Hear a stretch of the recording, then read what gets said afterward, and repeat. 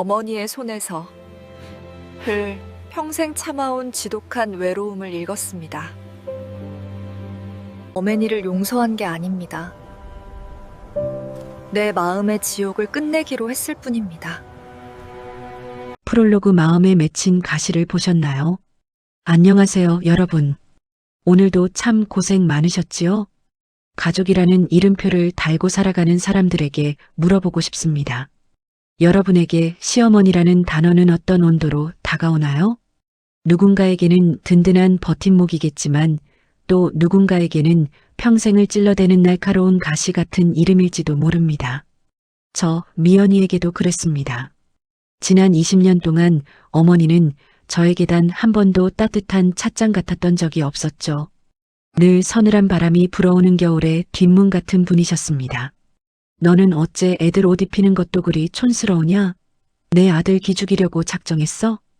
그 서슬 퍼런 목소리가 귓가에 맴돌면 제 심장은 마치 바늘에 찔린 듯 가늘게 떨려오곤 했습니다. 그런데 말입니다, 여러분. 지독하게 미웠던 그 가시돋친 목소리 뒤에 사실은 지독한 외로움이 숨어 있었다면 여러분은 그 손을 다시 잡아주실 수 있겠습니까? 오늘 제가 들려드릴 이야기는 누군가를 용서하는 거창한 이야기가 아닙니다. 그저 한 인간의 쓸쓸한 뒷모습을 가만히 들여다보게 된 한 며느리의 고백이자 성찰의 기록입니다. 챕터 1 차가운 바람이 부는 시댁의 공기. 미연아, 소금 좀 작작 넣어라. 내 아들 고혈압 걸려 죽는 꼴 보고 싶니? 어머니의 목소리가 주방의 도마 소리를 뚫고 날아와 박힙니다. 그럴 때면 제 손끝은 차갑게 식어버리고 심장 박동은 귓가에서 둥둥 울립니다. 잘해보려고 정성껏 준비한 음식도 어머니의 말 한마디면 쓰레기통으로 직행해야 할 것만 같은 기분이 들죠. 어머니, 이번엔 간이 딱 맞는데요. 그이가 요즘 싱겁게 먹는 게 좋다고 해서요. 용기를 내어 대답해보지만 어머니는 콧방귀를 뀌며 고개를 돌리십니다. 내 남편 식성을 내가 더 잘 알겠니? 내가 더 잘 알겠니? 서운하게 말끝마다 토는 어머니의 눈빛은 늘 저를 검사하는 감독관 같았습니다. 결혼하고 20년 강산이 2번 변하는 동안 어머니의 그 서늘한 기운은 단 한 번도 온도를 높인 적이 없었지요. 명절이나 제삿날만 되면 저는 며칠 전부터 체기가 올라왔습니다. 시댁 문손잡이를 잡을 때의 그 서늘한 금속 촉감은 마치 제 마음을 얼려버리는 것 같았죠. 남편은 옆에서 우리 엄마 원래 저러시잖아. 당신이 좀 참아. 라는 말만 되풀이합니다. 그 참아라라는 말이 제 가슴에는 얼마나 큰 멍으로 남는지 남편은 죽었다 깨어나도 모를 겁니다. 어느 날은 거울 속 제 얼굴을 보는데 눈가가 푹 꺼지고 인매가 처져 있더군요. 미움이라는 감정은 상대를 공격하기 전에 제 자신을 먼저 갉아먹고 있었던 겁니다. 챕터 2 꺼진 TV 앞에 홀로 남겨진 그림자. 그날은 유독 비가 부슬부슬 내리는 우울한 화요일 오후였습니다. 어머니가 좋아하시는 쑥떡을 우연히 선물 받아 근처를 지나던 길에 들렀지요.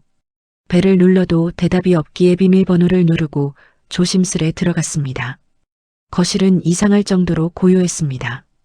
시계 초침 소리만이 정적을 깨뜨리고 있었지요. 그런데 거실 한가운데 불도 켜지 않은 어스름한 어둠 속에서 어머니가 소파에 꼿꼿이 앉아 계셨습니다. TV는 꺼져 있는데 어머니는 그 검은 화면을 뚫어지게 응시하고 계시더군요. 아이고 영감. 오늘은 며느리가 오려나. 어머니의 입술이 아주 작게 달싹였습니다. 누구에게 하는 말도 아닌 공중에 흩어지는 혼잣말이었죠. 내가 또 모진 소리를 하겠지. 입만 열면 왜 그렇게 미운 소리가 나가는지 몰라. 어머니의 말은 어깨가 힘없이 아래로 툭 떨어졌습니다. 평소에 기세등등하던 모습은 온데간데 없고 그저 바람 빠진 풍선처럼 위태롭고 작은 노인의 뒷모습뿐이었습니다. 저는 현관 기둥 뒤에 숨어 숨을 죽였습니다. 어머니는 마른 손으로 자신의 허벅지를 탁탁 치며 한숨을 길게 내쉬었습니다. 그 한숨 소리가 텅 빈 거실을 돌아 제 가슴에 꽂히는데 이상하게 눈시울이 뜨거워졌습니다. 저가시 돋친 말들이 사실은 누군가 자기 곁에 있어달라는 나를 좀 봐달라는 처절한 몸부림이었을까요? 사랑받는 법을 몰라서 관심을 끄는 법이 서툴러서 오히려 사랑하는 사람들을 밀어내고 있었던 건 아닐까요? 여러분, 만약 여러분이 저처럼 시어머니의 이런 쓸쓸한 진심을 우연히 엿보게 된다면 어떻게 하시겠습니까? 미운 마음을 그대로 간직하며 그저 모른 척 발길을 돌려야 할까요? 아니면 그 차가운 어깨를 한번 지그시 잡아드려야 할까요?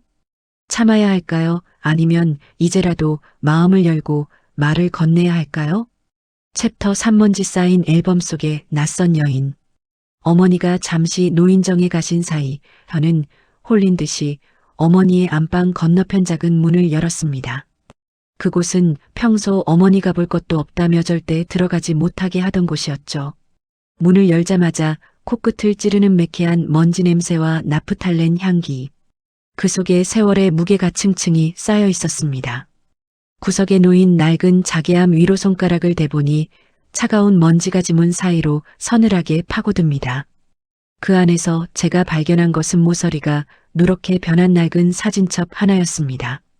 조심스레 책장을 넘기자 지금의 표독스러운 모습은 온데간데 없는 햇살처럼 환하게 웃고 있는 한 젊은 여인이 서 있었습니다. 이분이 정말 우리 어머니라고? 꽃무늬 원피스를 입고 수줍게 웃고 있는 그 여인의 눈동자는 맑은 호수처럼 투명했습니다.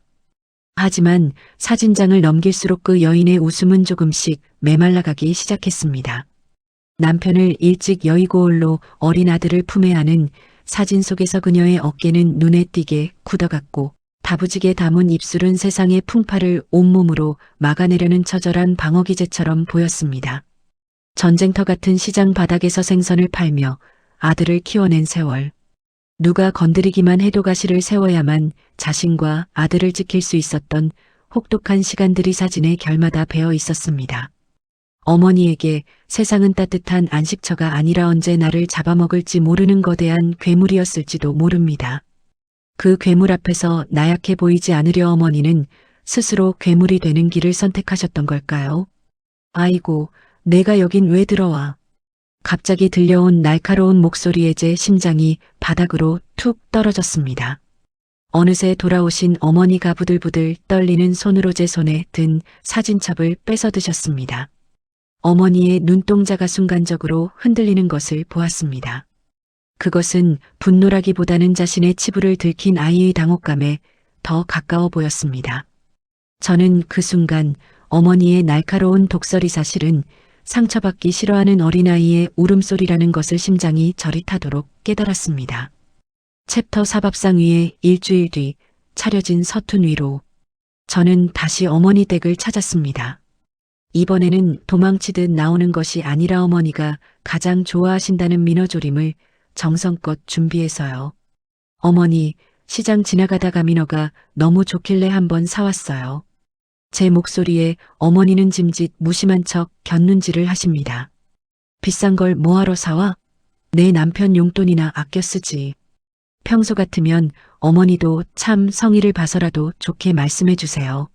하고 맞받아쳤을 텐데 그날은 이상하게 어머니의 그 비뚤어진 말투가 오느라 고생했다는 말로 번역되어 들리기 시작했습니다. 저는 말없이 웃으며 어머니의 거친 손을 슬쩍 잡아보았습니다. 나무 껍질처럼 딱딱하게 굳은 살 군데군데 박힌 굳은 살의 촉감이 제 손바닥을 타고 전해졌습니다. 어머니는 소스라치게 놀라며 손을 빼내려 하셨지만 저는 조금 더 힘을 주어 그 온기를 붙잡았습니다. 어머니, 그동안 혼자서 얼마나 무거운 짐을 지고 사셨어요. 이제 저한테 조금 나눠주셔도 돼요. 순간 주방의 공기가 얼어붙은 듯 정지했습니다. 어머니의 눈시울이 붉어지더니 이내 고개를 푹 숙이셨습니다. 너는 무슨 말을 그렇게 해? 징그럽게 시리. 어머니의 목소리가 미세하게 떨리고 있었습니다. 그것은 거부의 몸짓이 아니라 평생 받아본 적 없는 다정함에 어찌할 바를 모르는 서툰 영혼의 떨림이었습니다. 우리는 그렇게 한동안 아무 말 없이 보글보글 끓어오르는 조림 냄새 속에 머물렀습니다. 미움의 렌즈를 벗고 연민의 시선으로 바라보자 어머니는 넘어야 할 산이 아니라 보듬어야 할 가여운 숲이었습니다. 여러분은 혹시 가장 가깝고도 먼 그분에게 손을 내밀어 보신 적이 있나요? 그 손끝에서 느껴지는 진동이 여러분의 마음을 어떻게 변화시켰나요? 여러분도 저처럼 미워하던 사람의 손에서 예상치 못한 슬픔을 발견한 적이 있으신가요? 챕터 5 무너져 내린 철옹성. 평화로운 일상은 늘 예고 없이 깨지기 마련입니다. 늦은 밤 남편의 전화기가 날카로운 비명을 질렀습니다.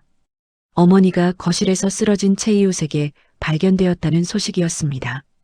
병원 응급실의 하얀 조명 아래 누워 계신 어머니의 모습은 제가 알던 그 호랑이 같은 분이 아니었습니다. 각종 줄을 몸에 매달고 가쁜 숨을 내쉬는 모습은 마치 바람 앞에 촛불처럼 금방이라도 꺼질 듯 위태로웠습니다. 어머니, 정신 좀 차려보세요. 남편은 옆에서 어쩔 줄 몰라 하며 발만 동동 구르고 있었지만 저는 이상하게도 마음이 차분해졌습니다. 어머니의 가녀린 손목을 잡으니 맥박이 아주 느리고 희미하게 제 손가락 끝을 두드렸습니다.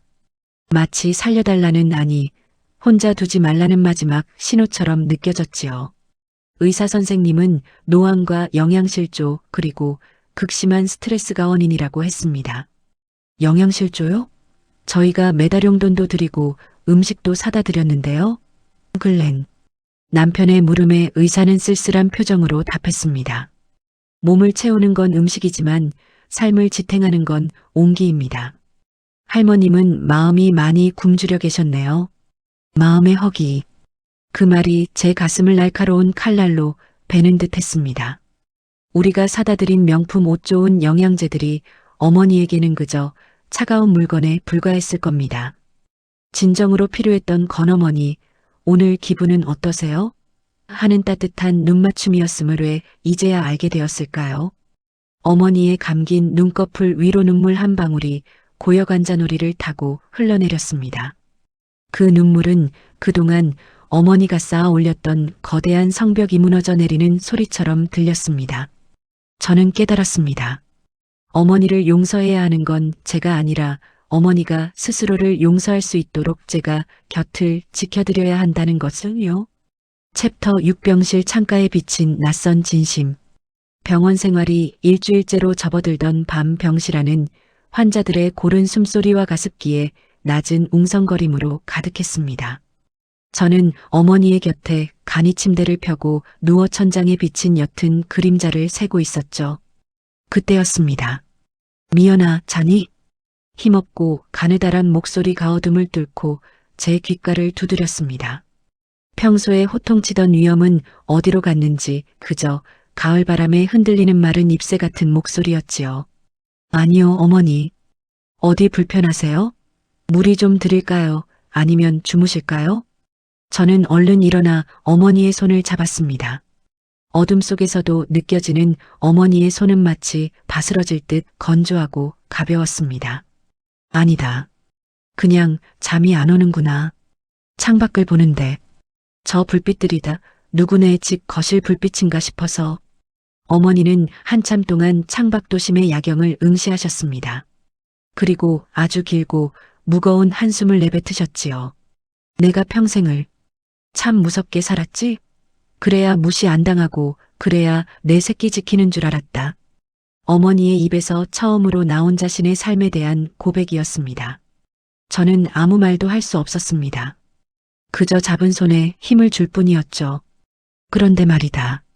나이를 먹고 보니 그게 다 무슨 소용인가 싶어. 가시를 세우면 세울수록 사람들은 내 곁을 다 떠나가는데. 어머니의 눈가에 맺힌 눈물이 베갯니드로 조용히 스며들었습니다. 누군가에게 강해 보여야 했던 세월이 어머니를 얼마나 고립된 섬으로 만들어버렸을지 이제야 보였습니다.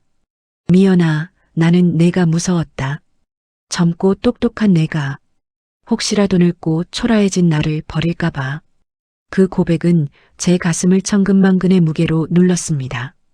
공격은 사실 방어였고 독설은 사실 가지 말라는 서툰 붙잡음이었던 겁니다. 우리는 그날 밤 20년 만에 처음으로 가장 낮은 목소리로 서로를 마주보았습니다. 화려한 복수도 시원한 참교육도 없었지만 그곳에는 그보다 더 큰 이해의 강물이 흐르고 있었습니다. 여러분, 가장 강해 보이던 사람이 가장 약한 목소리로 진심을 전할 때 그때의 그 먹먹함을 상상해 보셨나요? 과연 이 두 사람의 앞날에는 어떤 결말이 기다리고 있을까요? 챕터 7 비워낸 자리마다 채워지는 온기.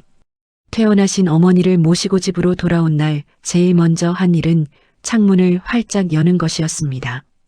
오랫동안 닫혀있던 집 안이 묵은 공기를 내보내고 싱그러운 바람을 들이고 싶었거든요. 어머니, 이 옷들은 이제 너무 낡아서 못 입겠어요. 제가 예쁜 걸로 새로 사올게요. 어머니의 옷장 구석에 박혀있던 색이 바랜해진 옷들을 하나둘 꺼내 정리하기 시작했습니다. 평소 같으면 아깝게 뭘 버리냐며 노발대발하셨을 어머니가 그날은 가만히 소파에 앉아 제가 움직이는 모습을 지켜보셨습니다. 그래, 버릴 건 버려야지. 내가 쥐고 산 게 옷뿐이었겠니? 어머니의 목소리에는 비로소 힘이 빠져 있었지만 대신 맑은 평온함이 서려 있었습니다. 우리는 함께 낡은 이불을 털고 먼지가 쌓인 그릇들을 닦았습니다. 물건을 정리하는 것은 단순히 집을 청소하는 행위가 아니었습니다. 어머니의 마음속에 응어리져 있던 과거의 원망과 두려움을 하나씩 닦아내는 의식 같았지요. 점심으로는 어머니가 가장 좋아하시는 나물을 듬뿍 넣은 비빔밥을 만들었습니다. 양푼에 밥을 쓱쓱 비벼 어머니 입에 한 숟가락 가득 넣어드렸죠. 어머니, 맛있죠? 제가 간을 기가 막히게 맞췄어요. 어머니는 입안 가득 밥을 물고 아이처럼 배시시 웃으셨습니다. 그 웃음을 보는 순간 내 마음속에 남아있던 마지막 미움의 파편도 사르르 녹아 없어지는 것을 느꼈습니다. 관계를 회복하는 비결은 대단한 선물이나 여행이 아니었습니다. 그저 함께 밥을 먹고 함께 웃으며 서로의 존재를 긍정해주는 아주 사소한 순간들의 반복이었죠. 어머니의 집은 이제 더 이상 차가운 감옥이 아니었습니다. 오후에 햇살이 포근하게 내려앉는 진정한 의미의 집이 되어가고 있었습니다. 물론 우리는 앞으로도 가끔 투닥거리고 서운해할 겁니다. 하지만 이제 우리는 압니다. 서로의 가시가 나를 찌르기 위함이 아니라 자신을 보호하려는 보호막이었으므요. 여러분은 지금 곁에 있는 사람이었던 부분을 비워내고 무엇으로 채워주고 싶으신가요? 챕터 8 노을 끝에 핀 연민이라는 꽃. 어느덧 계절은 가을의 문턱을 넘어길가에는 코스모스가 흐드러지게 피었습니다. 저는 어머니와 함께 천천히 공원 산책로를 걸었습니다. 예전에는 어머니의 느린 걸음이 답답하게만 느껴졌었는데 이제는 그 속도에 맞춰 걷는 법을 배웠습니다. 미연아, 저기 좀 봐라. 하늘이 어쩜 저렇게 예쁘니? 어머니가 가리키신 곳에는 오렌지빛과 보랏빛이 뒤섞인 환상적인 노을이 펼쳐져 있었습니다. 그 빛이 어머니의 깊게 파인 주름 사이로 따뜻하게 스며드는데 그 모습이 한 폭의 그림처럼 아름다웠습니다. 어머니, 예전엔 제가 어머니를 참 많이 미워했어요. 알고 계셨죠? 제 직설적인 물음에 어머니는 잠시 멈춰 서서 제 얼굴을 가만히 들여다보셨습니다. 알았지. 내가 오죽 못살게 굴었냐. 내가 나를 안 미워했으면 그게 부처지 사람이겠어? 어머니는 제 손등을 가만가만 두드리셨습니다. 그 손길은 미안함이자 고마움이었고 또 사랑의 표현이었습니다. 근데 말이다. 미워하는 마음도 기운이 있어야 하는 거더라. 너는 그 기운을 나를 돌보는 데 써주니 내가 참 염치가 없다. 어머니의 그 말 한마디에 지난 20년의 고단함이는 녹듯 사라졌습니다. 연민이라는 시선은 상대를 변화시키기도 하지만 사실은 저 자신을 가장 먼저 자유롭게 해주는 열쇠였습니다. 미워할 때는 제 가슴인을 딱딱하게 굳어 있었는데 이해하고 나니 제 가슴이 말랑말랑한 솜사탕처럼 부드러워졌거든요. 노인이 된다는 것은 육체가 쇠약해지는 것뿐만 아니라 세상으로부터 점점 잊혀가는 공포를 견디는 일일지도 모릅니다. 그 공포 앞에서 가장 가까운 사람이 나는 당신을 잊지 않았어요 라고 말해주는 것만큼 큰 위로가 또 있을까요? 공원을 나서는 길 우리의 그림자가 길게 하나로 겹쳐졌습니다. 마치 이제는 서로를 떼어놓고 생각할 수 없는 가족이 된 것처럼요. 여러분, 혹시 지금 누군가가 지독하게 밉고 원망스러우신가요? 그렇다면 잠시만 그 사람의 뒤에 있는 그림자를 한번 들여다봐 주시겠습니까? 그 그림자 속에 숨어 있는 외로운 어린아이의 울음소리가 들리지는 않으시나요? 만약 여러분이 저와 같은 상황이었다면 여러분은 어떤 선택을 하셨을까요? 오늘 들려드린 미연 씨의 이야기 여러분은 어떻게 들으셨나요? 지독한 고부 갈등 끝에 그녀가 찾아낸 것은 복수의 쾌감이 아니라 연민의 평온함이었습니다. 누군가를 한 인간으로 이해한다는 것은 참으로 어렵고도 고귀한 일입니다. 하지만 그 고비를 넘기고 나면 우리의 삶은 이전보다 훨씬 더 풍요로워질 거라 믿습니다. 여러분의 가슴 속에도 혹시 아직 풀리지 않은 매듭 같은 사람이 있나요? 그 매듭을 억지로 풀려고 애쓰기보다 가만히 그 매듭을 안아주면 어떨까요? 오늘의 이야기가 여러분의 마음 한구석에 작은 온기를 전했기를 바랍니다. 여러분의 소중한 사연을 기다립니다. 말 못할 고민이나 나만의 지혜로운 대처법이 있다면 아래 댓글이나 메일로 나눠주세요. 저희가 정성껏 다듬어 소개해 드리겠습니다. 오늘 사연이 좋았다면 구독과 좋아요, 알림 설정 부탁드립니다. 여러분의 응원이 더 좋은 이야기를 만드는 힘이 됩니다.